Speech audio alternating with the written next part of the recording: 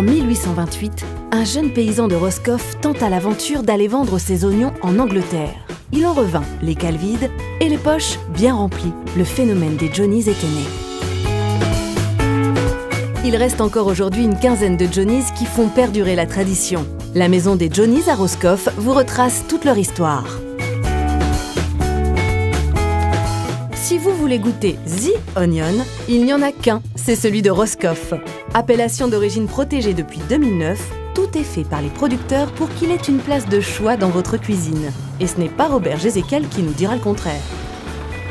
La particularité de l'oignon de Roscoff, c'est d'être un oignon traditionnel, sélectionné dans la région depuis plusieurs siècles. L'oignon de Roscoff n'est pas traité chimiquement pour sa conservation. Quand on le récolte, justement, pour avoir cette bonne conservation naturelle, il y a un soulevage obligatoire dans le cahier des charges. Les racines doivent être coupées pendant que l'oignon est encore vert.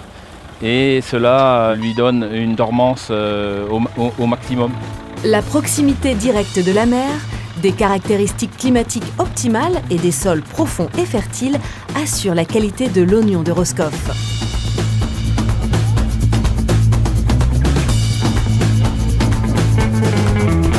Aujourd'hui, on part sur un petit effeuillé de lieu jaune avec une purée de patates douces et une compotée d'oignons de Roscoff avec des fruits secs. Donc il y aura des raisins secs, des abricots, des amandes.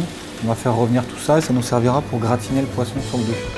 Ce qui est bien avec cet oignon, c'est qu'il est doux et sucré. Du coup, il est parfait en salade. Un conseil, achetez-vous un filet de 10 kg, stockez-le à l'abri de la lumière et vous êtes tranquille pour des mois. On vient disposer notre effeuillé de lieu jaune. Donc on vient disposer cette compotée d'oignons de Roscoff. Effeuillé de lieu jaune avec son gratin d'oignons de Roscoff aux fruits secs. Goûtez le Finistère.